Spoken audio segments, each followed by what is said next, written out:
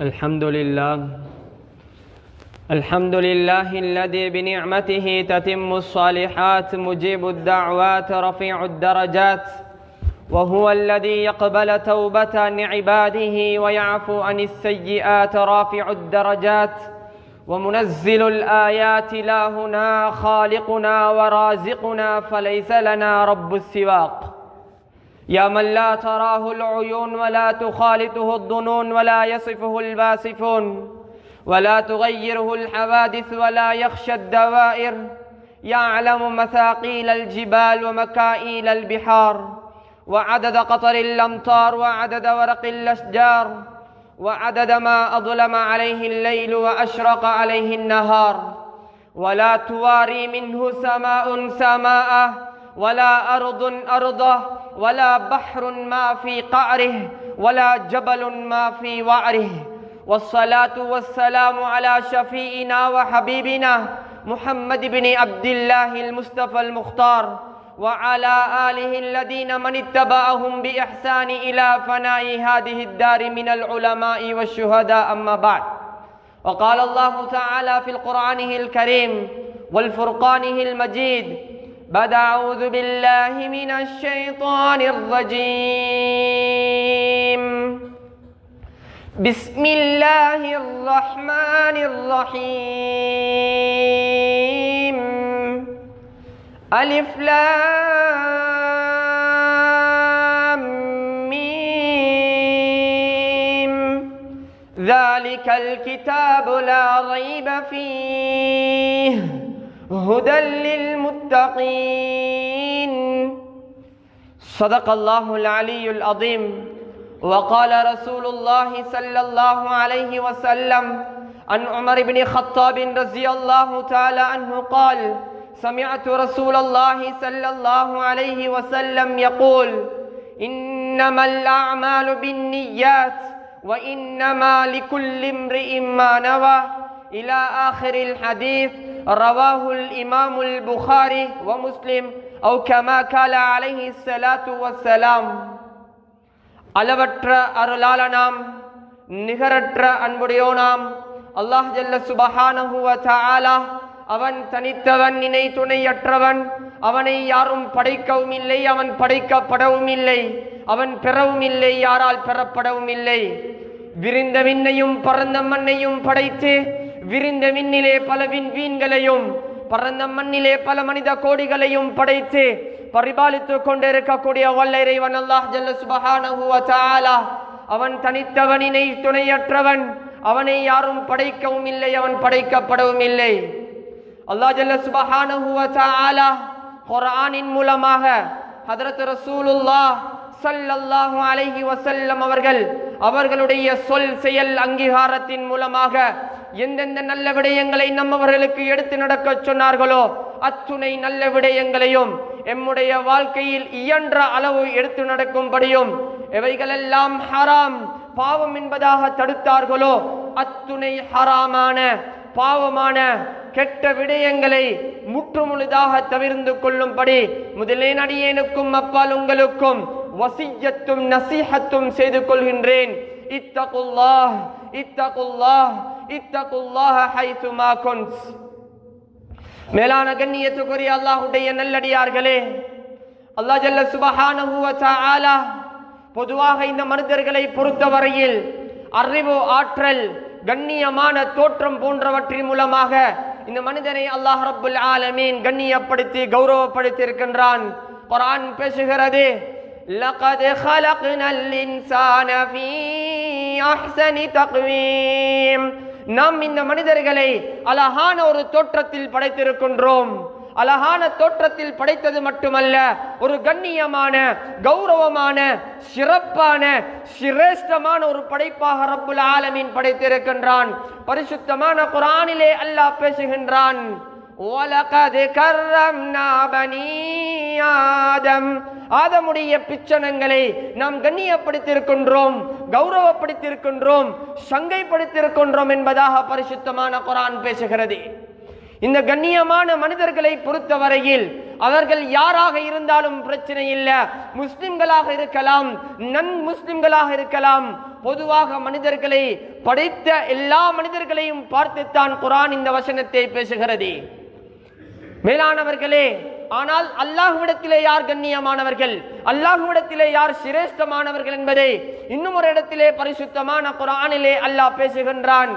இன்னா அக்ரமக்கும் இன்தல்லாஹ், அல்லாஹ்விடத்திலே கண்ணியமானவர்கள், அல்லாஹ்விடத்திலே கௌரவமானவர்கள் யார் என்று தெரியுமா? அத்காக்கும், அல்லாஹ்வை யாரெல்லாம் பயப்படுகின்றார்களோ, அல்லாஹ்வை யாரெல்லாம் அஞ்சுகின்றார்களோ, அல்லாஹ்வினுடைய கட்டளைகளை யாரெல்லாம் எடுத்து நடக்கின்றார்களோ இவர்கள் தான் அல்லாஹ்விடத்திலே கண்ணியமானவர்கள் என்பதாக பரிசுத்த குர்ஆன் பேசுகிறது. கண்ணியத்துக்குரியவர்களே, மனிதர்கள் அல்லாஹ்வை பயப்பட தகுதியானவர்கள். இன்று மனிதன் மாத்திரம்தான் அல்லாஹுக்கு மாறு செய்து கொண்டிருக்கின்றான், அல்லாஹுக்கு இணை வைத்துக் கொண்டிருக்கின்றான், அல்லாஹ்வினுடைய கட்டளைகளை எடுத்து நடக்காமல் இருக்கின்றான். கண்ணியத்துக்குரியவர்களே, ஒவ்வொருவரும் அல்லாஹ்வை பயப்பட வேண்டும். எந்த விடயத்திலாக இருக்கலாம், குடும்ப விடயத்திலாக இருக்கலாம், வியாபார விடயத்திலாக இருக்கலாம், சதகாக்களுடைய விடயத்திலாக இருக்கலாம், அல்லாஹோடு சம்பந்தப்பட்ட தொழுகையுடைய விடயத்திலாக இருக்கலாம், ஜகாத்தோடு சம்பந்தப்பட்ட விடயத்திலாக இருக்கலாம். அல்லாஹ்வை ஒவ்வொருவரும் பயந்து கொள்ள வேண்டும். கண்ணியத்துக்குரியவர்களே, நாம் ஒவ்வொருவரும் வியாபாரம் செய்யக்கூடியவர்கள், நாம் ஒவ்வொருவரும் தொழில் செய்யக்கூடியவர்கள். எம்முடைய தொழில் எந்த முறையில் அமைய வேண்டும், எம்முடைய வியாபாரம் எந்த முறையில் அமைய வேண்டும். கண்ணியத்துக்குரிய அல்லாஹ்வுடைய நல்லடியார்களே, குர்ஆனும் ஹதீஸும் இதை தெளிவாக பேசிக் கொண்டிருக்கின்றது. ஏ வியாபாரிகளே, நீங்கள் இவ்வாறு தான் நடக்க வேண்டும். பரிசுத்தமான குர்ஆனிலே பல இடங்களில் வியாபாரிகளை பார்த்து அல்லாஹ் பேசுகின்றான். ஹஜ்ரத் முஹம்மதுர் ரசூலுல்லாஹ் ஸல்லல்லாஹு அலைஹி வஸல்லம் அவர்கள் பல ஆயிரக்கணக்கான ஹதீஸ்களை வியாபாரிகளை கை நீட்டி பேசியிருக்கின்றார்கள் என்றால், கண்ணியத்துக்குரியவர்களே, இந்த வியாபாரம் எந்த அளவுக்கு ஒரு முக்கியமானது. கண்ணியத்துக்குரிய அல்லாஹ்வுடைய நல்லடியார்களே, ஒரு மனிதன் மௌத்தாகி விட்டான் என்று சொன்னால், அந்த மனிதன் மௌத்தாகினதற்கு பின்னால் அவனுடைய சொத்து யாருக்கு போக வேண்டும், எவ்வளவு போக வேண்டும், எந்த பக்கத்தால் போக வேண்டும் என்பதை குர்ஆனும் ஹதீஸும் தெளிவாக பேசிக் கொண்டிருக்கிறது. மௌத்தாகினதற்கு பின்னால் யாருக்கு எந்த அளவு சொத்துகள் போக வேண்டும் என்ற அளவுக்கு கூட மார்க்கம் பேசி இருக்கின்றது என்றால், நாம் நம்முடைய வியாபாரத்தை எவ்வாறு அமைத்துக் கொள்ள வேண்டும், நான் மௌத்தாகினதற்கு பின்னால் என்னுடைய சொத்தை, என்னுடைய அந்த செல்வங்களை என்னுடைய குழந்தை அனுபவிக்கக்கூடிய நேரத்திலே இது ஹலாலான முறையில் அனுபவிக்கக்கூடியதாக இருக்க வேண்டும். கடைகளாக இருக்கலாம், வியாபார பொருட்களாக இருக்கலாம், காணி பூமிகளாக இருக்கலாம், நம்முடைய வீடுகளாக இருக்கலாம், சொத்து செல்வங்களாக இருக்கலாம், எதுவாக இருந்தாலும் நம்முடைய குழந்தைகள் அனுபவிக்கக்கூடிய நேரத்திலே, நம்முடைய குடும்பங்கள் அனுபவிக்கக்கூடிய நேரத்திலே, என்னுடைய மனைவி அனுபவிக்கக்கூடிய நேரத்திலே 100% ஹலாலாக இருக்க வேண்டும். கண்ணியத்துக்குரிய அல்லாஹ்வுடைய நல்லடியார்களே, நம்முடைய வியாபாரம் சரியான முறையில் ஆகவில்லை என்று சொன்னால், அல்லாஹ் ரப்புல் இஸ்ஸத் அவனுக்கு கொடுக்கக்கூடிய முதலாவது தண்டனை என்னவென்று தெரியுமா? அல்லாஹ் ஒரு நாளும் அவனுடைய துஆவை கபூல் செய்ய மாட்டான். ஹஜ்ரத் சஅத் இப்னு அபி வக்காஸ் ரலியல்லாஹு தஆலா அன்ஹு அவர்கள் ஹஜ்ரத் ரசூலுல்லாஹ் ஸல்லல்லாஹு அலைஹி வஸல்லம் அவர்களிடத்திலே மிகப்பெரிய ஒரு கோரிக்கையை வைத்தார்கள். ஒவ்வொருவருக்கும் தேவையான ஒரு விடயத்தை முன்வைத்தார்கள். எந்த விடயம் என்று தெரியுமா? ஹஜ்ரத் முஹம்மதுர் ரசூலுல்லாஹ் ஸல்லல்லாஹு அலைஹி வஸல்லம் அவர்களிடத்திலே கேட்டார்கள், யா ரசூலல்லாஹ், நான் கேட்ட உடனே என்னுடைய துஆ கபூல் செய்ய வேண்டும்.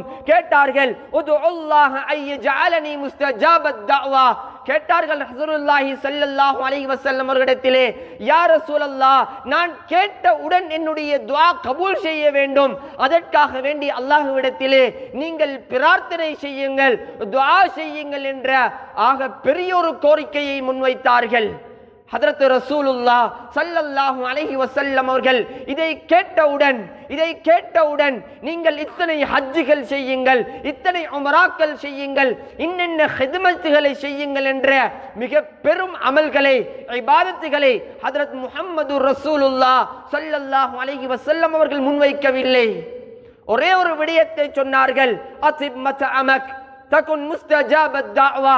சொன்னார்கள் ரசூலுல்லாஹி ஸல்லல்லாஹு அலைஹி வஸல்லம், உங்களுடைய வருமானத்தை நீங்கள் ஹலாலான முறையில் ஆக்கிக் கொள்ளுங்கள். உங்களுடைய வருமானத்தை நீங்கள் பிழையாக இல்லாமல் சரியான முறையில் ஆக்கிக் கொள்ளுங்கள். முஸ்தஜாபத் தஅவா, அல்லாஹ் ரப்புல் இஸ்ஸத் உங்களுடைய துஆவை ஏற்றுக்கொள்வான் என்பதாக ஹஜ்ரத் ஸல்லல்லாஹு அலைஹி வஸல்லம் அவர்கள் சொன்னார்கள். சஅத் இப்னு அபி வக்காஸ் ரலியல்லாஹு தஆலா அன்ஹு அவர்களே சொல்லுவார்கள், சஹாபாக்களிலே முஸ்தஜாபத் துஆ என்று சொல்லக்கூடிய மிகவும் விரைவாக துஆக்கள் ஏற்றுக்கொள்ளப்படக்கூடிய சஹாபாக்களில் ஒரு சஹாபிதான் சஅத் இப்னு அபி வக்காஸ் ரலியல்லாஹு தஆலா. எந்த துஆவை கேட்டாலும் அல்லாஹ் உடனடியாக துஆவை கபூல் செய்வான். காரணம் என்னவென்று தெரியுமா? அவர்களுடைய வருமானம் சரியான முறையில் இருந்தது, பிழையான முறையில் இருக்கவில்லை, ஹலாலான முறையில் இருந்தது. அல்லாஹ் ரப்பல் இஸ்ஸத் துஆவை ஏற்றுக்கொண்டான். கண்ணியத்துக்குரியவர்களே, யாருடைய வருமானங்கள் பிழையான முறையில் இருக்கிறதோ அல்லாஹ் கொடுக்கக்கூடிய முதலாவது தண்டனை என்னவென்று தெரியுமா? அல்லாஹ் அவனுடைய துஆவை கபூல் செய்ய மாட்டான். அந்த வருமானத்தை கொண்டு போய் ஹஜ்ஜுக்கு மேல் ஹஜ்ஜு செய்வார், உம்ராவுக்கு மேல் உம்ரா செய்வார், பல குர்ஆன் திலாவத்துகளை ஓதுவார். கண்ணியத்துக்குரியவர்களே, இவருடைய இந்த அமல் இபாதத்துகள் அல்லாஹ்விடத்தில் ஏற்றுக்கொள்ளப்படுமா என்பதை ஒவ்வொருவரும் நாம் உள்ளத்தில் கையை வைத்து யோசிக்க வேண்டும். பிழையான வருமானத்தில் வரக்கூடிய அந்த துஆவை அல்லாஹ் ஏற்றுக்கொள்ள மாட்டான்.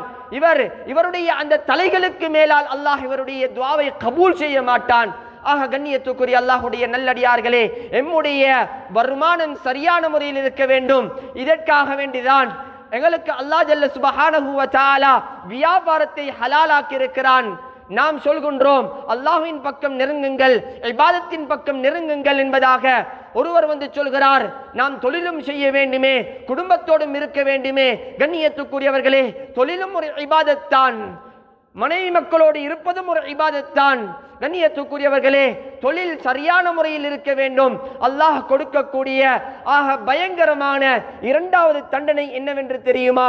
உலகத்திலே அவர் செய்யக்கூடிய அந்த வருமானங்கள் அவருக்கு சிரமமாக இருக்குமே தவிர அவருக்கு மறுமையிலே அல்லாஹ் ரப்புல் இஸ்ஸத் எந்த கூலியையும் கொடுக்க மாட்டான்.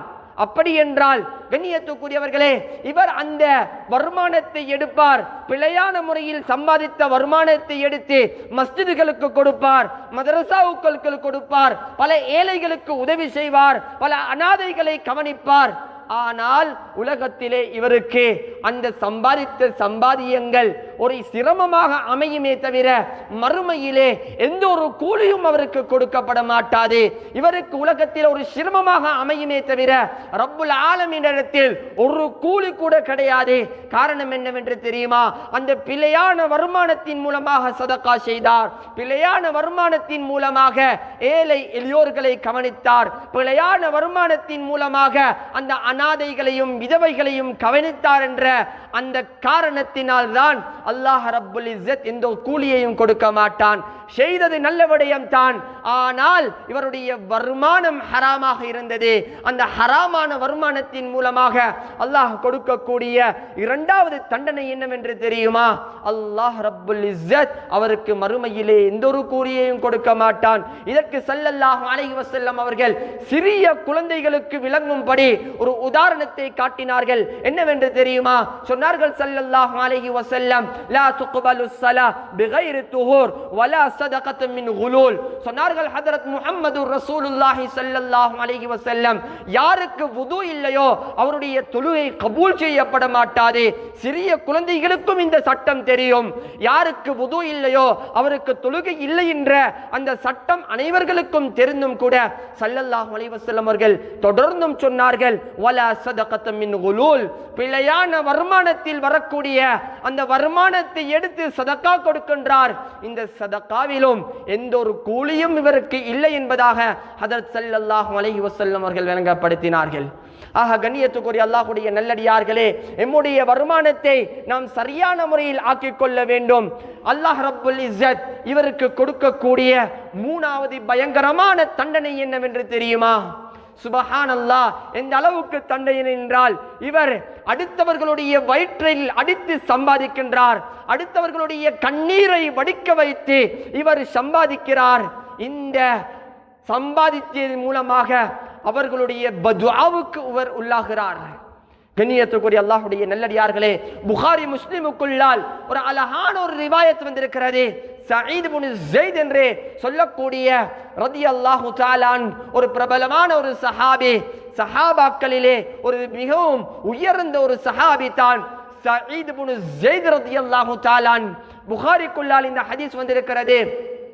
சொன்னார்கள் எந்த அளவுக்கு என்றால், சயீத் இப்னு ஸைத் ரலியல்லாஹு தஆலா அவர்களுடைய ஒரு காணியை அர்வா பின்து அவுஸ் என்று சொல்லக்கூடிய ஒரு பெண் என்ன செய்து விட்டாள் என்றால், அவள் வாதிட்டு இவர் என்னுடைய காணியை திருடி விட்டார், களவெடுத்து விட்டார் என்று சொல்லி அந்த காணியை இவளின் பக்கமாக திருப்பி எடுத்தாள். திருப்பி எடுத்ததின் காரணமாக இவர் ஒரு பொய்யர் என்ற அந்த சாட்சியையும் அவள் சொன்னாள். சொன்னதற்கு பின்னால் ஹஜ்ரத் சயீத் இப்னு ஸைத் ரலியல்லாஹு தஆலா அவர்கள் அவர்களுடைய உள்ளங்கள் நோய் விட்டது, கஷ்டமாகி விட்டது. இவர்களுக்கு ஆத்திரம் தாங்காமல் ஒரு விடயத்தை சொன்னார்கள். அல்லாஹும்ம இன் கானத் காஸிபா, யா அல்லாஹ், இவள் சொல்லக்கூடிய விடயம் பொய்யானதாக இருந்தால் அல்லாஹும்ம ஆமி பஸரஹா, யா அல்லாஹ், இவளுடைய இரண்டு கண்களையும் பொட்டையாக்கி விடுவாயாக.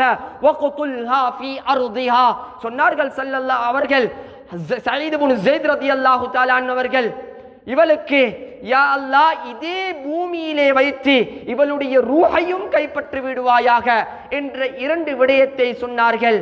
கண்ணியத்துக்குரியவர்களே, இந்த ஹதீஸுக்கு கீழால எழுதக்கூடிய நேரத்தில் எழுதுகிறார்கள், தல்தமிசுல் ஜுதுரான், அவள் பிற்காலத்திலே எந்த அளவுக்கு வீட்டுக்குள்ளால் நடமாடினாள் என்று சொன்னால், சிவர்களை பிடித்து பிடித்து தல்தமிசுல் ஜுதுரான், சிவர்களை பிடித்து பிடித்து அவளுடைய வீட்டுக்குள்ளால் நடமாடக்கூடியவளாக இருந்தால். காரணம் என்னவென்று தெரியுமா? ஹராமான வருமானத்தில் ஹராமான காணியை எடுத்ததின் காரணமாக அவர்களுடைய அந்த பதுஆவுக்கு உள்ளாகி இரண்டு கண்களையும் அல்லாஹ் பொட்டையாக்கி விட்டான். கண்ணியத்துக்குரியவர்களே, அது மட்டுமல்ல, வக்துல்ஹா ஃபீ அர்திஹா, யா அல்லாஹ், இதே பூமியிலே அவளுடைய ரூஹையும் வாங்கி விடுவாயாக என்ற அந்த பதுஆவுக்கும் உள்ளாகினால். எந்த அளவுக்கு என்றால், அவளுடைய அந்த காணியிலே ஒரு கிணறு இருந்தது. அந்த கிணற்றுக்குள்ளால் அவள் விழுந்து அதே கிணற்றுக்குள்ளால் அல்லாஹ் ரூஹையும் எடுத்தான். கண்ணியத்துக்குரியவர்களே, பிழையான வருமானத்தின் மூலமாக அல்லாஹ் கொடுக்கக்கூடிய அடுத்த தண்டனை அடுத்தவர்களுடைய பதுஆவுக்கு அல்லாஹ் ஆளாக்குகிறான்.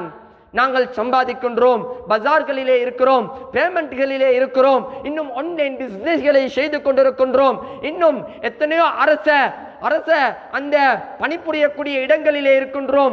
ஒவ்வொருவரையும் யோசிக்க வேண்டும், நான் என்ன முறையில் என்னுடைய தொழிலை செய்கின்றேன்? ஹலாலான முறையில் செய்கின்றேனா, ஹராமான முறையில் செய்கின்றேனா?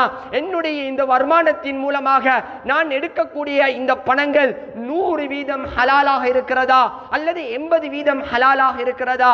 இந்த பணங்களை கொண்டு போய் என்னுடைய குழந்தைகளுக்கு கொடுக்கின்றேன், மனைவி மக்களுக்கு கொடுக்கின்றேன். என்னுடைய மனைவி மக்களுடைய துஆக்கள் கபூல் செய்யப்படுமா? என்னுடைய குழந்தைகளுடைய துஆக்கள் கபூல் செய்யப்படுமா? ஒவ்வொருவரும் உள்ளத்துக்குள்ளால் யோசிக்க வேண்டும். கண்ணியத்துக்குரியவர்களே, எத்தனையோ பேருக்கு அரசர் வாகனங்கள் கொடுக்கப்பட்டிருக்கின்றது. இந்த வாகனங்களுக்கு பெட்ரோல் அடித்து கொடுக்கப்படுகின்றது. ஆனால் இவர்களுடைய சொந்த தேவைகளுக்காக வேண்டி இந்த வாகனத்தை அவர்களுடைய அந்த அதிகாரத்தை வைத்து பயன்படுத்துகிறார்கள். கண்ணியத்துக்குரியவர்களே, ஹராம் என்பதை தெளிவாக புரிந்து கொள்ள வேண்டும். அது மட்டுமல்ல, அந்த வாகனங்களை எடுத்து எடுத்துக்கொண்டு ஷாப்பிங் போகிறார்கள், அங்கேயும் இங்கேயும் போகின்றார்கள். கண்ணியத்துக்குரியவர்களே, இதற்கு மார்க்கத்தில் என்ன தீர்ப்பு என்பதை உலமாக்களிடத்திலே கேட்டுப்பார்கள். அவர்கள் அனுமதி கொடுத்திருந்தால் வேற விடயம், அனுமதி கொடுக்காமல் இன்று எத்தனையோ விதமான இப்படி ஹராம்கள் நடந்து கொண்டிருக்கிறது. எத்தனையோ கடையிலே பணிபுரியக்கூடியவர்கள், வேலைக்கு அமர்த்தப்பட்டிருக்கக்கூடியவர்கள் அவர்களுடைய தொழிலை சரியான முறையில் செய்யாமல் இருக்கின்றார்கள். இதுவும் ஹராம். 8 மணித்தியாலம் சரியான முறையில் எமக்கு அமானிதமாக தந்திருக்கக்கூடிய அந்த கேஷியர், எங்களுக்கு தந்திருக்கக்கூடிய 8 மணித்தியாலத்தினுடைய அந்த வேலை செய்யக்கூடிய கடையிலே இருக்கக்கூடிய நாம் கண்ணியத்துக்குரியவர்களே சரியான முறையில் செய்ய வேண்டும். எமக்கு தெரியாமல் அந்த கடையில் இருக்கக்கூடிய முதலாளிக்கு தெரியாமல் அந்த கேஷியரிலே எடுக்கக்கூடிய 50 ரூபாவாக இருக்கலாம், 5000 ரூபாவாக இருக்கலாம். கண்ணியத்துக்குரியவர்களே, இவைகள் ஹராமாக இருக்கிறது.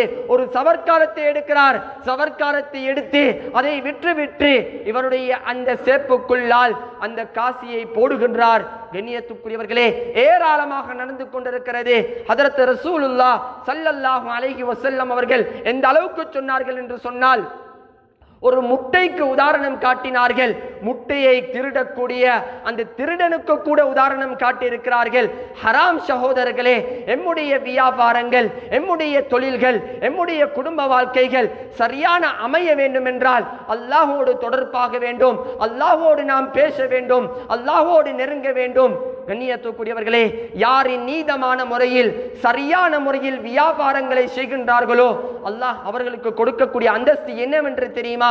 நாளை கியாமத்துடைய நாளிலே சொன்னார்கள் ரசூலுல்லாஹி ஸல்லல்லாஹு அலைஹி வஸல்லம், சித்தீகீன்களோடு, சுஹதாக்களோடு, நபிமார்களோடு அவர் எழுப்பாட்டப்படுவார் என்ற நன்மாராயத்தை சொல்லியிருக்கின்றார்கள். எனவே கண்ணியத்துக்குரிய அல்லாஹ்வுடைய நல்லடியார்களே, முன்னோர்களை எடுத்துக்கொண்டோம் என்று சொன்னால் எவ்வாறு இபாதத்துகளுக்கு முன்னுரிமை கொடுத்தார்களோ அதை விட ஒரு படித்தரம் மேலாக வருமானத்துடைய விடயத்திலே அவர்கள் முக்கியம் கொடுத்திருக்கிறார்கள். ஹதரத் ரசூலுல்லாஹி ஸல்லல்லாஹு அலைஹி வஸல்லம் அவருடைய வாழ்க்கையுடைய சரித்திரங்களை பிரட்டி பாருங்கள். சுப்ஹானல்லாஹ், ஆச்சரியமான விடயங்கள் இருக்கிறது. அல்லாஹ் குர்ஆனிலே நபிமார்களையும் முஃமின்களையும் முஸ்லிம்களையும் பார்த்து ஒரே விடயத்தை பேசுகின்றான். அல்லாஹ் ஒரு இடத்திலே பேசுகின்றான், யா அய்யுஹர் ரசூல், ரசூல்மார்களை பார்த்து பேசுகின்றான், ஏ ரசூல்மார்களே, குலூ மின் தய்யிபாத் சொல்கிறான் அல்லாஹ் ஜல்ல சுப்ஹானஹு வ தஆலா, குலூ மினத் தய்யிபாத், நீங்க சாப்பிடக்கூடியவர்கள்ல நல்ல விஷயத்தை நல்லதை சாப்பிடுங்க என்பதாக பேசுகின்றான். இதே சூரத்துல் பக்ராவிலே அல்லாஹ் பேசுகின்றான், யா அய்யுஹல்லதீன ஆமனு.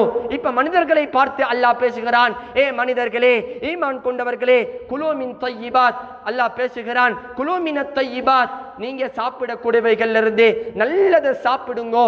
ரசூல்மார்களுடைய விடயத்திலும் அதே போன்று மனிதர்களுடைய விடயத்திலும் அல்லாஹ் ரப்புல் இஸ்ஸத் ஒரே விடயத்தை பேசுகின்றான். எனவே சாப்பிடக்கூடியவைகளை, தொழில் செய்யக்கூடியவைகளை பிழையான வருமானத்தை எடுக்கக்கூடாது. நாம் சரியான வருமானத்தை எடுத்தோம் என்றால் அல்லாஹ் ரப்புல் இஸ்ஸத் நம்முடைய வியாபாரத்திலே அல்லாஹ் பரக்கத் செய்வான். புகாரிக்குள்ளால் ஒரு ஹதீஸ் இருக்கிறது. ஒரு இடமல்ல, 2 இடமல்ல, 22 இடத்தில் புகாரிக்குள்ளால் மாத்திரம் இந்த ஹதீஸ் பதிவு செய்யப்பட்டிருக்கிறது. ஒரு நாள் ஹதரத் முஹம்மது ரசூலுல்லாஹ் ஸல்லல்லாஹு அலைஹி வஸல்லம் அவர்கள் வீட்டுக்குள்ளால் வந்தார்கள். வரக்கூடிய நேரத்திலே ஸல்லல்லாஹு அலைஹி வஸல்லம் அவருடைய அந்த முகத்திலே ஹதரத் ஆயிஷா ரலியல்லாஹு தஆலா அன்ஹா அவர்கள் மனைவி இவர்கள் ஹதரத் முஹம்மது ஸல்லல்லாஹு அலைஹி வஸல்லம் அவருடைய முகத்தை பார்த்து பசியினுடைய அடையாளத்தை விளங்கிக் கொண்டார்கள். பசியினுடைய அடையாளத்தை விளங்கிக் கொண்டு உடனடியாக என்ன செய்தார்கள் என்றால் மாவை குழைத்து உடனடியாக ரொட்டியை சுட்டார்கள். ரொட்டியை சுட்டு அதற்கு ஆணமாக, அதற்கு கரியாக கொஞ்சம் நெய்யை கொண்டு வந்து வைத்தார்கள். சுபஹானல்லாஹ், சுபஹானல்லாஹ். ஸல்லல்லாஹு அலைஹி வஸல்லம் அவர்கள் இதை சாப்பிடுகிறார்கள். சாப்பிடக்கூடிய நேரத்திலே வீட்டுக்குள்ளால் இருந்து ஆட்டினுடைய அந்த இறைச்சி சமைக்கக்கூடிய அந்த வாடை அடித்துக் கொண்டிருந்தது. ஹதரத் ஆயிஷாவை கூப்பிட்டார்கள் ரலியல்லாஹு அன்ஹா. மனைவியை கூப்பிட்டு கேட்டார்கள், ஏ ஆயிஷா, வீட்டுக்குள்ளால் இருந்து ஆட்டினுடைய இறைச்சி சமைக்கக்கூடிய வாடை வந்து கொண்டிருக்கிறது, என்னவென்று கேட்டார்கள். சொன்னார்கள் ஹதரத் ஆயிஷா ரலியல்லாஹு தஆலா அன்ஹா, யா ரசூலல்லாஹ், யா ரசூலல்லாஹ், உண்மையிலேயே ஆட்டினுடைய இறைச்சி சமைக்கப்பட்டிருக்கிறது, நான் அதை எடுத்து ஒளித்து வைத்திருக்கின்றேன். காரணம் என்னவென்று தெரியுமா? உங்களுக்கு ஹதியா, உங்களுக்கு சதகாவினுடைய பொருள் ஹராமாக்கப்பட்டிருக்கிறது என்ற விடயம் எனக்கு தெரியும். எமக்கு பரீரா, எங்களுடைய அடிமை பரீரா கொண்டு வந்து சதகா யாரோ கொடுத்ததாக கொண்டு வந்து தந்தால், கண்ணியத்துக்குரியவர்களே, எந்த அளவுக்கு பேணுதல் என்று பாருங்க.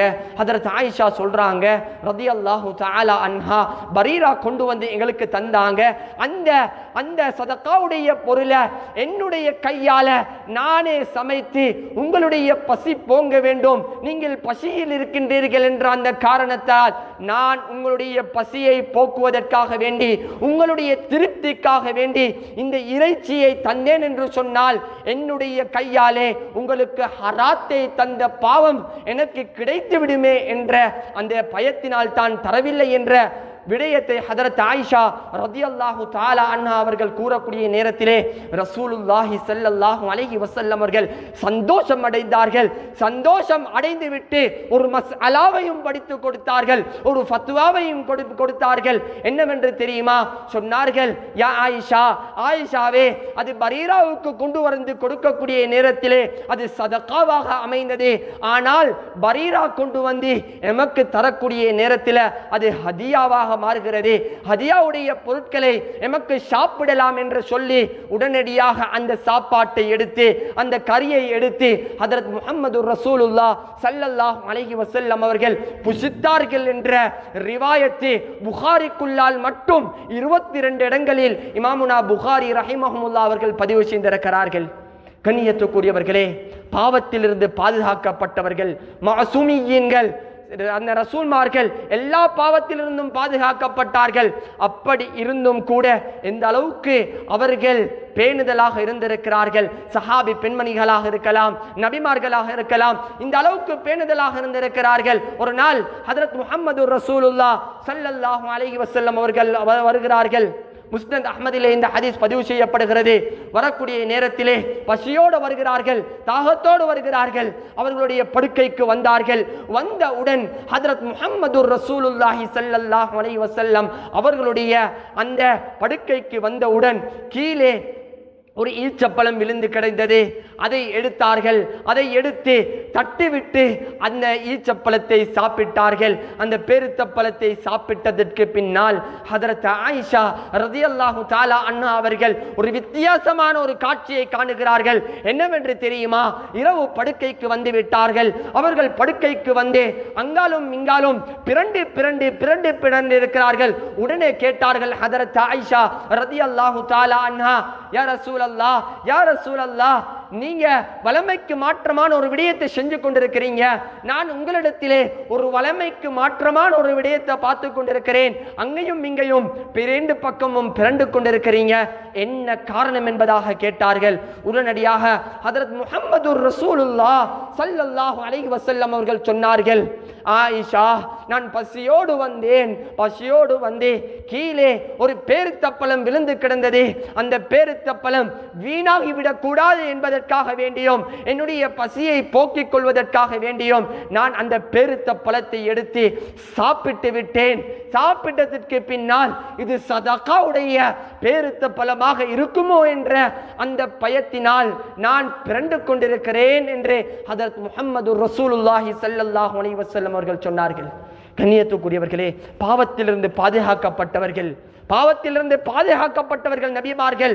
கண்ணியத்துக்குரியவர்களே, எவ்வாறு நபிமார்களுடைய தலைவர் சய்யிதுல் முர்சலீன் ரஹ்மத்துல்லில் ஆலமீன், முழு உலகத்துக்குமே ரஹ்மத்தாக அனுப்பப்பட்ட அந்த முஹம்மது ஸல்லல்லாஹு அலைஹி வஸல்லம் அவர்களே இந்த அளவுக்கு பேணுதலாக இருந்திருக்கின்றார்கள் என்றால், நானும் நீங்களும் ஒவ்வொரு நாளும் வியாபாரம் செய்யக்கூடியவர்கள், கொடுக்கல் வாங்கல் செய்யக்கூடியவர்கள், எந்த அளவுக்கு நம்முடைய வியாபாரத்திலே பேணுதலாக இருக்க வேண்டும், எந்த அளவுக்கு நாம் அந்த வியாபாரத்திலே ஒவ்வொருவருடனும் நடந்து கொள்ள வேண்டும். கண்ணியத்துக்குரியவர்களே, ஒரு நாள் ஹதரத் முஹம்மது ரசூலுல்லாஹ் ஸல்லல்லாஹு அலைஹி வஸல்லம் அவர்கள் வந்தார்கள். வந்து ஒரு சஹாபி சில தானியங்களை விற்றுக் கொண்டிருந்தார். விற்றுக் கொண்டிருந்ததோடு ஹஜ்ரத் முஹம்மது ஸல்லல்லாஹு அலைஹி வஸல்லம் அவர்கள் அவர்களுடைய கையை அந்த தானியத்துக்குள்ளால் போட்டார்கள். போட்டு பார்த்தால் மேலால் காய்ந்த அந்த தானியங்கள் இருந்தது, கீழே பார்த்தால் ஈரமானதாக இருந்தது. சொன்னார்கள் ஸல்லல்லாஹு அலைஹி வஸல்லம், ஏன் இவ்வாறு செய்கின்றீர்கள்? மன் கஷனா ஃபலைஸ மின்னா, யார் ஏமாற்றுகிறார்களோ அவர்கள் என்னை சார்ந்தவர்கள் அல்ல என்ற விடயத்தை சொன்னார்கள். கண்ணியத்துக்குரியவர்களே, வியாபாரிகளே, நம்முடைய வியாபாரம் தெளிவாக நடக்க வேண்டும், தெளிவான வியாபாரிகளாக மாற வேண்டும். ஒவ்வொருவரும் யோசிங்கள், என்னுடைய ஈரம் என்னுடைய வியாபாரத்துக்குள்ளால் எங்கு இருக்கிறது? நான் என்ன வியாபாரம் செய்கின்றேனோ அந்த வியாபாரத்தில் ஒவ்வொருவரும் யோசிங்கள். இந்த சஹாபியுடைய விடயத்தில் இங்கு ஈரம் இருந்ததை போன்று நான் என்னுடைய ஈரத்தை எந்த முறையில் எப்படி எங்கு வைத்திருக்கிறேன் என்பதாக ஒவ்வொருவரும் உள்ளத்திலே கையை வைத்து யோசிக்க வேண்டும். கண்ணியத்துக்குரிய அல்லாஹ்வுடைய நல்லடியார்களே, இன்று பேங்கோடு சம்பந்தப்பட்ட எத்தனையோ பேர் இருக்கின்றார்கள். ஆனால் நினைக்கின்றார்கள், பேங்குக்கு போகாத மக்கள் யோசிக்கின்றார்கள், நாம்டா வட்டியோட தொடர்பு இல்லை, நாம்டா வியாபாரத்தோட 100க்கு 100 பேணுதலாக இருக்கிறோம் என்பதாக யோசிக்கின்றார்கள். கண்ணியத்துக்குரியவர்களே, எத்தனையோ பேர் செக்குடைய விஷயத்திலே எத்தனையோ ஹராம்கள் நடந்து கொண்டிருக்கிறது. எவ்வாறு என்று தெரியுமா? 5 லட்சத்தினுடைய அந்த செக்கை எடுத்துக்கொண்டு வருகிறார். 5 லட்சத்துடைய செக்கை எடுத்துக்கொண்டு வந்து இன்னொரு நபருக்கு கொடுக்கிறார். ஒரு மாதத்திலே இந்த செக் ரிட்டர்ன் ஆகும், இந்த செக்குக்கு காசு கிடைக்கும், இந்த செக்கை நீங்கள் வைத்துக் கொள்ளுங்கள். ஆனால் நீங்கள் 4,50,000 60,000 ரூபாவை எனக்கு தாருங்கள். அல்லது இன்னும் ஒருவர் கேட்கின்றார், நீங்கள் 5 லட்சத்துடைய இந்த செக்கை தாருங்கள், நான் உங்களுக்கு 4,80,000 ரூபாய் தருகிறேன் என்பதாக அவர்கள் எக்ரிமெண்ட் அடிக்கிறார்கள். கண்ணியத்துக்குரியவர்களே, தெளிவான ஹராமாக இருக்கிறது. இது தெளிவான ஹராம். கண்ணியத்துக்குரியவர்களே, உலமாக்களிடத்திலே ஃபத்வாவை கேட்டு பாருங்கள். கடனை எடுத்து கடனுக்காக வேண்டி அந்த வட்டியோடு சம்பந்தப்படுகிறோம். ஒருவர் கடன் எடுக்கிறார், 1 லட்சம் கடன் எடுத்தால் 1 லட்சம் தான் திருப்பி கொடுக்க வேண்டும். அவர் சந்தோஷமாக கொடுக்கிறார், வேறு விடயம். ஆனால் 1 லட்சம் கடன் கொடுக்கக்கூடிய நேரத்திலே இவர் சொல்கிறார், நீங்கள் திருப்பி தரக்கூடிய நேரத்திலே 1,10,000 ரூபாய் தர வேண்டும் என்பதாக. கண்ணியத்துக்குரியவர்களே, இப்படி எத்தனையோ விதமான ஹராம்கள் நம்முடைய சமூகத்திலே நடந்து கொண்டுதான் இருக்கிறது. கண்ணியத்துக்குரிய அல்லாஹ்வுடைய நல்லடியார்களே, நம்முடைய வியாபாரங்கள் தெளிவாக நடக்க வேண்டும். ஒரு செக்கை கொடுக்கின்றோமா, 1 லட்சத்துடைய செக்காக இருந்தால் 1 லட்சம் தான் எடுக்க முடியும். அதற்கு பகரமாக 5,000 ரூபாய் குறைத்தோ கூட்டியோ எடுப்பதில் மார்க்கத்தில் எந்த ஒரு அனுமதியும் கிடையாது. கண்ணியத்துக்குரியவர்களே, இது மட்டுமல்ல, இன்னும் எத்தனையோ விதமான ஹராம்கள். நாம் எத்தனையோ பேர் சாமான்களை கிளியர் பண்ணுவதற்காக வேண்டி எத்தனையோ விதமான நாம் கம்பெனிகளுக்கு போறோம், அங்கு எத்தனையோ விதமான ஹராம்கள் நடக்கின்றது. இது போன்ற நம்முடைய பஜாரில் நடக்கக்கூடிய ஏராளமான ஹராம்கள், வட்டியோடு சம்பந்தப்பட்ட பிசினஸ்கள் நடந்து கொண்டிருக்கிறது. கண்ணியத்துக்குரியவர்களே, இன்று சமூகத்திலே ஆன்லைன்களிலே சமூக வலைத்தளங்களிலே எத்தனையோ விதமான தொழில்கள் நடந்து கொண்டிருக்கிறது. யாராவது வந்து எமக்கு சொல்கின்றார்களா, இப்படி ஒரு தொழில் இருக்கிறது, நீங்கள் வீட்டுக்குள்ளால் அமர்ந்து கொண்டே கோடிக்கணக்கான லாபங்களை மீட்டலாம், லட்சக்கணக்கான லாபங்களை மீட்டலாம் என்று யாராவது சொல்கின்றார்களா? அதை தெளிவாக கேட்டுக்கொள்ளுங்கள், மறுப்பு தெரிவிக்க வேண்டாம்.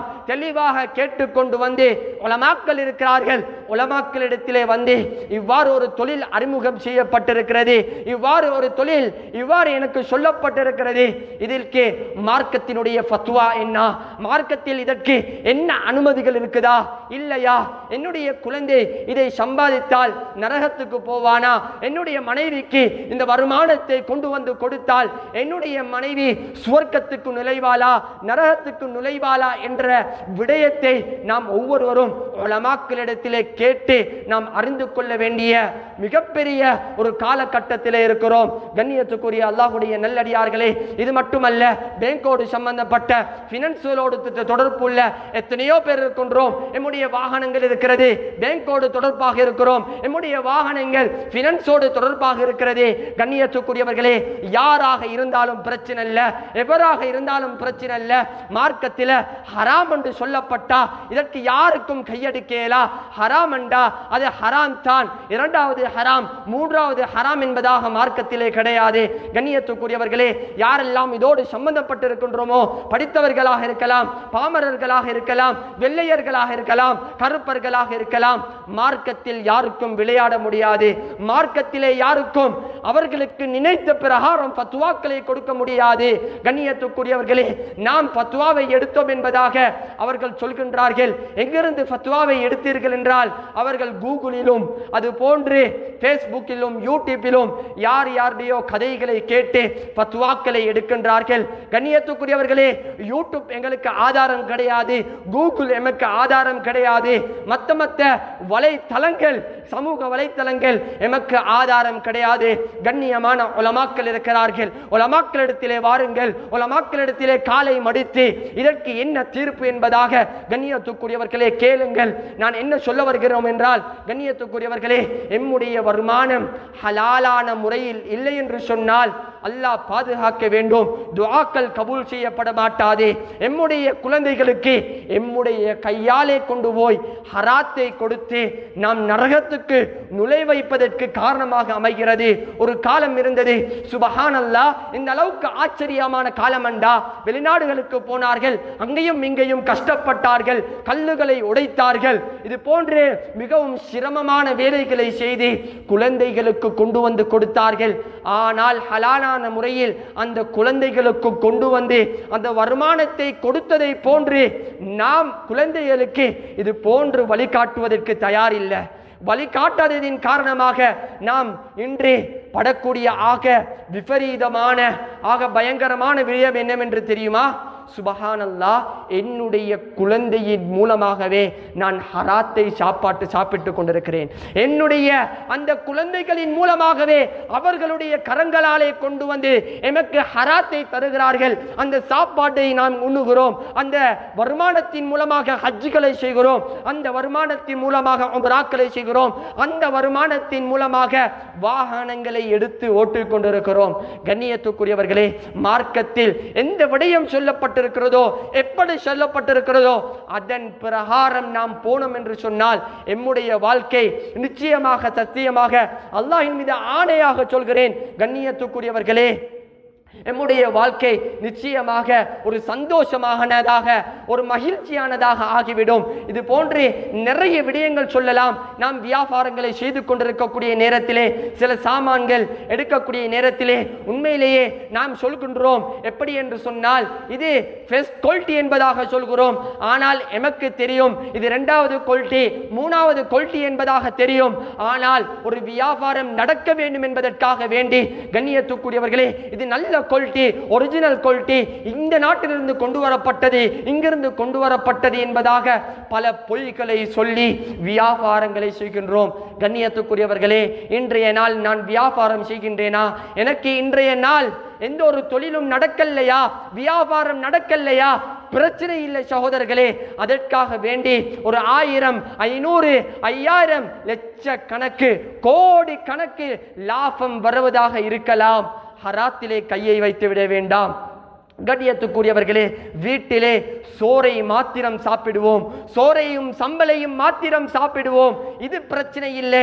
கண்ணியத்துக்குரியவர்களே, பல ஹராமான ஆயிரக்கணக்கான லட்சக்கணக்கான ரூபாக்களை எடுத்து கண்ணியத்துக்குரியவர்களே நாம் ஒரே செழிப்பானவனாக வாழ வேண்டும் என்று நாம் வாழ்ந்தோம் என்று சொன்னால் நாம் எமக்கே அநியாயம் செய்தவர்களாக ஆகிவிடுவோம். எம்முடைய உடம்பை நாமே நரகத்துக்கு கொண்டு போகக்கூடியவர்களாக ஆகிவிடுவோம். எனவே கண்ணியத்துக்குரிய அல்லாஹ்வுடைய நல்லடியார்களே, இவ்வாறு நிறைய விடயங்கள் இருக்கிறது.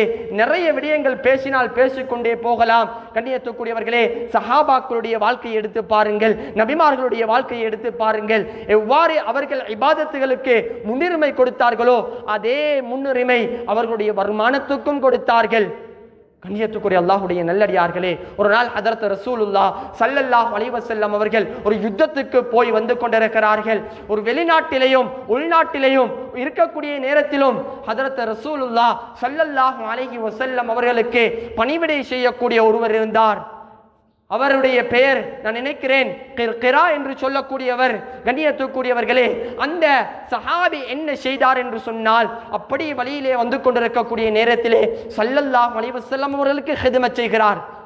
ஸல்லல்லாஹு அலைஹி வஸல்லம் அவர்களுக்கு ஹிதமத் செய்வது குர்ஆன் ஓதுவதையும் விட பாக்கியம், ஹஜ் செய்வதையும் விட பாக்கியம், மிக பெரும் பெரும் இபாதத்துகளையும் விட மிகப்பெரிய ஒரு பாக்கியம் தான் உயிரிலும் மேலான எம்முடைய ஹதரத் முஹம்மதுர் ரசூலுல்லாஹ் ஸல்லல்லாஹு அலைஹி வஸல்லம் அவர்களுக்கு ஹிதமத் செய்கிறது.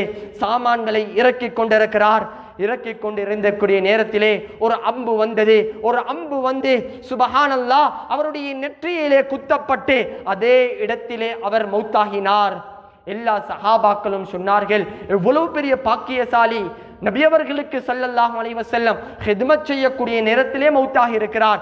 இதைவிட பெரிய பாக்கியம் இருக்கிறதா, இதைவிட பெரிய பாக்கியங்கள் இருக்கிறதா என்பதாக சஹாபாக்கள் பேசிக் கொண்டிருக்கக்கூடிய நேரத்திலே ஹதரத் முஹம்மதுர் ரசூலுல்லாஹ் ஸல்லல்லாஹு அலைஹி வஸல்லம் அவர்கள் சொன்னார்கள், நான் இவரை நரகத்திலே வேதனை செய்வதை பார்த்து கொண்டிருக்கிறேன். சுபஹானல்லாஹ். சொன்னார்கள் ஸல்லல்லாஹு அலைஹி வஸல்லம், என்ன விடயம் என்று தெரியுமா, என்ன விடயம் என்று தெரியுமா? ஒரு நாள் கனிமத்துடைய பொருட்கள் பங்கிடப்பட்டு கொண்டிருக்கக்கூடிய நேரத்திலே ஒரு பெட்ஷீட்டை, ஒரு போர்வையை இவர் யாருக்கும் தெரியாமல் எடுத்து விட்டார். இதன் காரணமாக நான் இவரை நரகத்திலே வேதனை செய்வதை பார்த்து கொண்டிருக்கிறேன் என்பதாக ஹதரத் ஸல்லல்லாஹு அலைஹி வஸல்லம் அவர்கள் சொல்கிறார்கள். சிறிய ஒரு விடயம்தான், கண்ணியத்துக்குரியவர்களை நரகத்துக்கு நுழைந்து விட்டார்.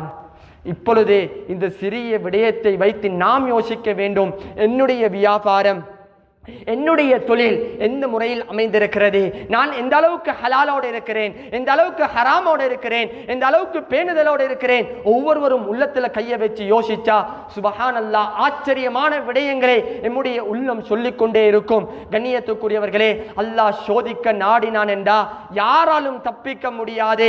அல்லாஹுடைய சோதனைகளுக்கு, அல்லாஹுடைய அஸாபுகளுக்கு ஒவ்வொருவரும் பயந்து கொள்ள வேண்டும்.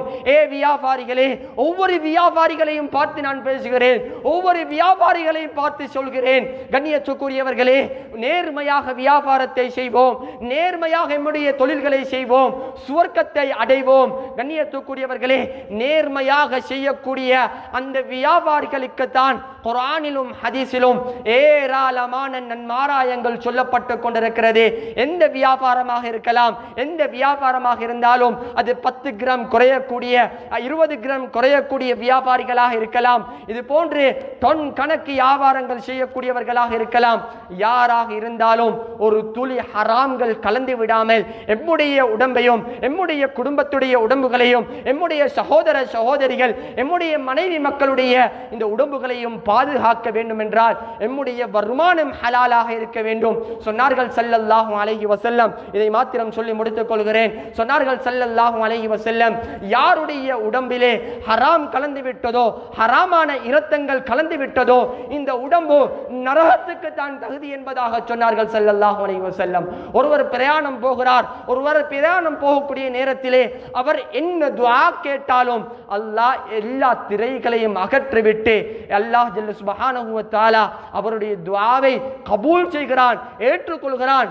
சொன்னார்கள் ஸல்லல்லாஹு அலைஹி வஸல்லம், யாருடைய மல்பசுல் ஹராம், மஷ்ரபுல் ஹராம், மத்அமுல் ஹராம், யாருடைய குடிப்பானம் ஹராமாக இருக்கிறதோ, யாருடைய சாப்பாடு ஹராமாக இருக்கிறதோ, யாருடைய ஆடை ஹராமாக இருக்கிறதோ, இவருடைய துஆவை அல்லாஹ் கபூல் செய்ய மாட்டான் என்பதாக சொன்னார்கள். கண்ணியத்துக்குரியவர்களே, ஏ வியாபாரிகளே, ஒவ்வொருவரும் வியாபாரம் செய்யக்கூடியவங்க. ஏண்ட குழந்தை மதரசாவில் ஓதுதா, ஏண்ட குழந்தை பள்ளியில் ஓதுதா, ஏண்ட குழந்தை பாடசாலையில் போய்த்து படிக்குதா? கண்ணியத்துக்குரியவர்களே, நான் இந்த பாடசாலைகளுக்கு, மஸ்ஜிதுகளுக்கு, மதரசாக்களுக்கு அனுப்பக்கூடிய இந்த பணம், எந்த பணம் ஹராமான பணமா, ஹலாலான பணமா, பிழையான வருமானத்தில் சம்பாதித்ததா என்பதை கண்காணித்து நாம் கண்ணியத்துக்குரியவர்களை நாம் யோசிக்க வேண்டும். இவ்வாறு நிறைய உதாரணங்களை காட்டிக்கொண்டே போகலாம். கண்ணியத்துக்குரியவர்களை, நேரம் காணாது. உலமாக்களை நாடுங்க, உலமாக்களிடத்துல காலம் அடிச்சு நான் செய்யக்கூடிய வியாபாரத்தில் இது ஒரு தெளிவை எடுத்துக்கோங்க, நேர்மையான வியாபாரிகளாக ஆகுங்க. கண்ணியத்துக்குரியவர்களே, நேர்மையான வியாபாரிகளாக ஆகினோம்டா அல்லாஹ் ஜல்ல சுப்ஹானஹு வ தஆலா நமக்கு தரக்கூடிய ஆக உயர்தரமான கண்ணியம் என்னவென்றா அல்லாஹ் சுவர்க்கத்தை தருவான், அல்லாஹ் அடையக்கூடிய கண்ணியத்தை தருவான். கண்ணியத்துக்குரியவர்களே, ஒருவர் குர்ஆனை ஓதிக்கொண்டிருக்கிறாரே, மௌத்தாகிட்டாரே, நாம் சொல்லுவோம் பெரிய பாக்கியசாலி, மாஷா அல்லாஹ் குர்ஆனை ஓதிக்கொண்டிருக்கக்கூடிய நிலைமையில மௌத்தாகினாரே. ஒருத்தர் சுஜூதில் இருந்து மௌத்தாகினாரே, சொல்லுவோம் பெரிய பாக்கியசாலி, சுப்ஹானல்லாஹ் சுஜூதில் இருந்து மௌத்தாகி இருக்கிறாரே. கலிமா லா இலாஹ இல்லல்லாஹ் என்ற கலிமாவோட மௌத்தாகினாரே, எல்லாம் சொல்லுவோம் இவர் பெரிய பாக்கியசாலி. கண்ணியத்துக்குரியவர்களே, ஒருவர் நேர்மையாக வியாபாரம் செய்யக்கூடிய ஒரு வியாபாரி கெஷியர்ல இருந்து மௌத்தாகி இருக்கிறாரே. ஒருவர் நேர்மையாக வியாபாரம் செய்யக்கூடிய ஒரு வியாபாரி, அவர் புடவைகளை எடுத்துக்கொண்டிருக்கக்கூடிய நேரத்தில், கடைகளில் சில்லற சாமான்களை எடுத்துக்கொண்டிருக்கக்கூடிய நேரத்தில், பேமெண்ட்டில் வியாபாரம் செய்து கொண்டிருக்கக்கூடிய நேரத்தில் மௌத்தாகினாரே. ஒரு நேர்மையாக வியாபாரம் செய்யக்கூடிய அந்த ஆட்டாவை ஓட்டிக்கொண்டு வரக்கூடிய நேரத்தில், வாகனங்களை ஓட்டிக்கொண்டு வரக்கூடிய நேரத்தில் மௌத்தாகி இருக்கிறாரே. இவரை பார்த்து ஏன் நாம் நேர்மையான வியாபாரி என்று சொல்ல முடியாது? கண்ணியத்துக்குரியவர்களே, இவர்களும் நேர்மையானவர்கள் தான். கண்ணியத்துக்குரியவர்களே, இவர்களுக்கும் அல்லாஹ் சுவர்க்கத்தை வாக்களிச்சிருக்கிறான். இவர்களுக்கும் அல்லாஹ் ஜல்ல சுப்ஹானஹு வ தஆலா நன்மாராயங்களை சொல்லியிருக்கிறான். எனவே கண்ணியத்துக்குரிய அல்லாஹ்வுடைய நல்லடியார்களே, நேர்மையானவர்களாக, நல்லவர்களாக, நல்ல தொழில் உள்ளவர்களாக அல்லாஹ் ஜல்ல சுப்ஹானஹு வ தஆலா நம் அனைவர்களையும் ஆக்கி அருள் புரிவானாக. யா அல்லாஹ் எங்களுடைய பாவங்களை மன்னிப்பாயாக, பெற்றோர்த்த பெற்றோர்களுடைய பாவங்களை மன்னிப்பாயாக, கண்ணியமான உஸ்தாத்மார்கள் ஆசான்களுடைய பாவங்களை மன்னிப்பாயாக. யா அல்லாஹ் இந்த ஊர் மக்களுக்கு பரக்கத் செஞ்சிடுவாயாக. யா அல்லாஹ் எங்களுடைய வியாபாரங்களை ஹலாலான வியாபாரங்களை ஆக்கிடுவாயாக. எங்களுடைய வருமானங்களை 100க்கு 100 ஹலால் உள்ளதாக ஆக்கிடுவாயாக. யா அல்லாஹ் யார் யாரெல்லாம் கஷ்டத்தோடு, பிரச்சனையோடு, நோயோடு இருக்கிறோமோ எல்லா கஷ்டங்கள், பிரச்சனைகள், சிக்கல்கள், பலாய் முசீபத்துகளை விட்டும் பாதுகாப்பாயாக. நிம்மதியான, சந்தோஷமான, ஆரோக்கியமான, பரக்கத்தான வாழ்க்கையை தந்தருள்வாயாக. யா அல்லாஹ் ரப்பே ரஹ்மானே, நம்முடைய உள்ளத்தில் என்னென்ன ஹலாலான ஹாஜத்துகள் இருக்கிறதோ எல்லா ஹலாலான ஹாஜத்துகளையும் நிறைவேற்றி தந்தருள்வாயாக.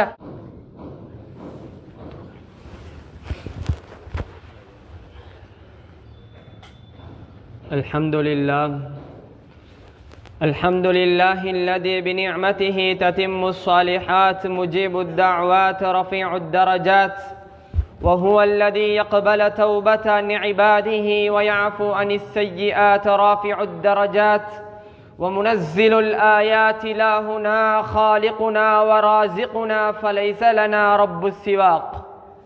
يا من لا تراه العيون ولا تخالطه الظنون ولا يصفه الباصفون ولا تغيره الحوادث ولا يخشى الدوائر.